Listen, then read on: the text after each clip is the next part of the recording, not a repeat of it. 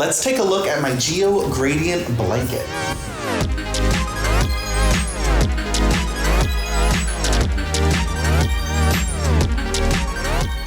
If you love knitting the Geogradient shawl during the mystery knit along, there is now a square blanket with all those gorgeous textures and the gradient of color.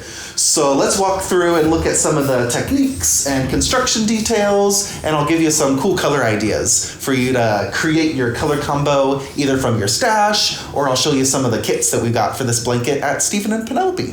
So this is the Geogradient Blanket. It might look familiar to you because there's those same beautiful eyelets and that fun diagonal slip stitch woven type of texture. And there's the beautiful dip stitches for the border.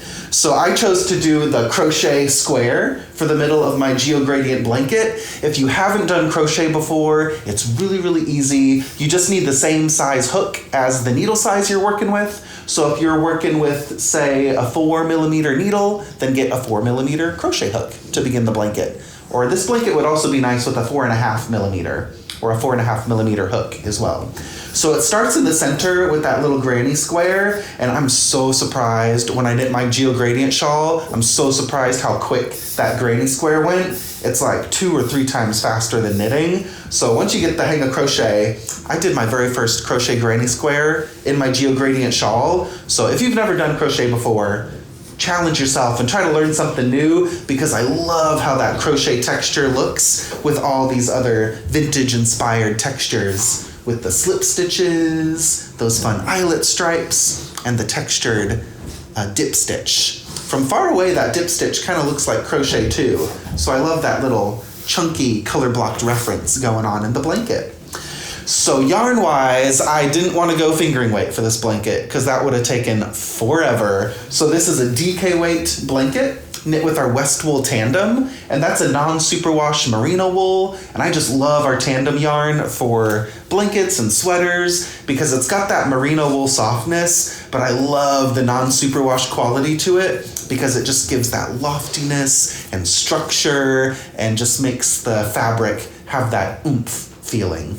And I used 4 colors. So if you're doing a version like this, I mean, you could go stash busty and do like different colors for all the stripes. So definitely go for that if you like that scraptastic effect. But to make sure you have enough yarn for the 4 color version, you're gonna need 4 skeins of each color using a yarn like West Wool Tandem.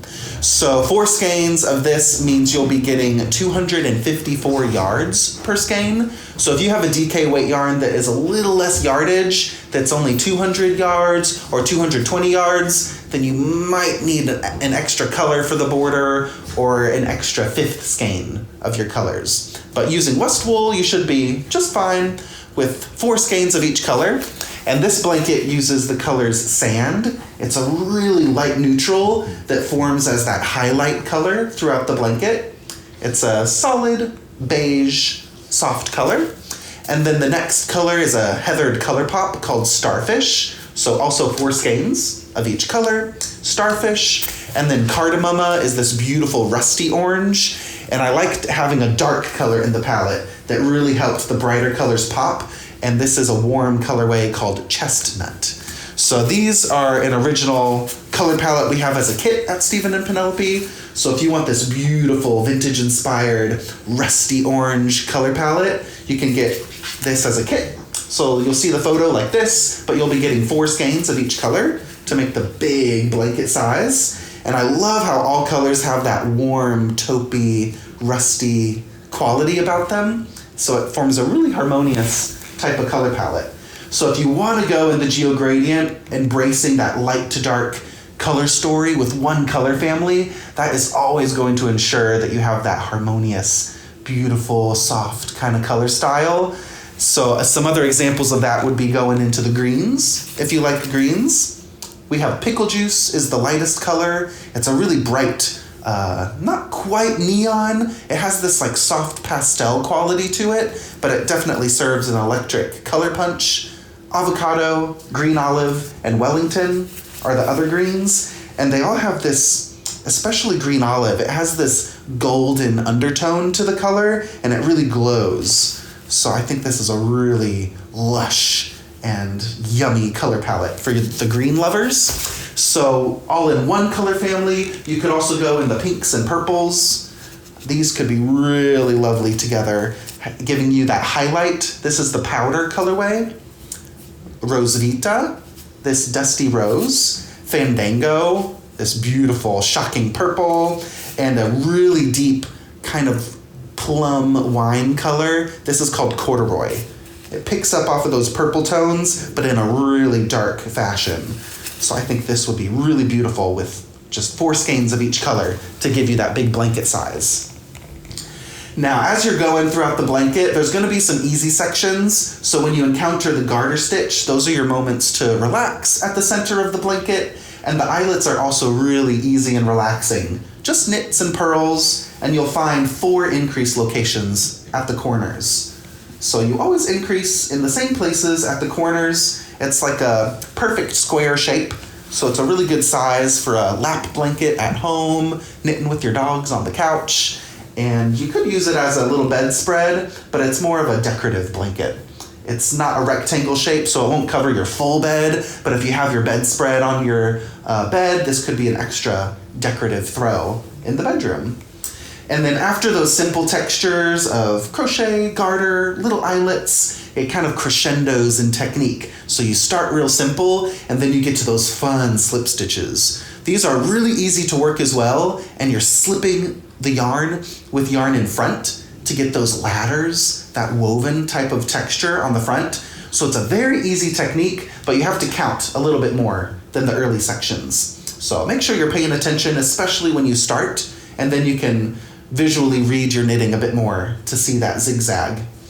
And then another eyelet texture, and then the final stitch is that beautiful dip stitch with all 4 colors. And I also love the wrong side of the dip stitch. You get those really cool floats and ladders. So lots of techniques, it's always changing. And I like that about my big blanket projects, is when it's such a large piece of knitting, the key for me is to apply colors that I love, and having those constant color changes keeps you motivated. And then also the textures. They're like little building blocks to encourage you to keep on knitting and reaching that next section. So a few more color options I wanted to share. We have those beautiful kits in the gradient color styles. You might also see some color pop kits, and this color style could also look really good for the blanket, where it's not all colors in the same family, but you could have different colors, like this Bianca and the fuchsia playing together. And maybe I'll bring back that corduroy. Ooh, like something really dark. And then maybe just a soft neutral. I think that could be pretty. Maybe that starfish. Ooh, I'm liking this. So this is starfish, Bianca, fuchsia, and corduroy. You could go really color poppy, or these colors are kind of in the family, but then spice it up with something really electric and really different, and that could give you that really bold, vibrant color pop to your blanket. So let's see if we can find another fun color pop option. Ooh, I'm liking this for like a fall color story. So this is tangerine, tiger, Norway, and aubergine. I think this could be really cool. And when I'm putting these random color palettes together, it is random types of colors, but in my mind, I'm still trying to keep something light and something dark in the palette to make sure you get that crispness and contrast to visually see all those beautiful details. So I think that would be really cool. These warm colors with the cool and a really deep shadowy purple. It's almost a black purple, but I think I need to save this color palette, maybe for a sweater as well. I think that would be beautiful for a colorwork sweater. So a lot of these kits and colors you'll find all at Stephen and Penelope. There's a lot of kits pre-selected for you online, and we can ship those out to you anywhere in the world.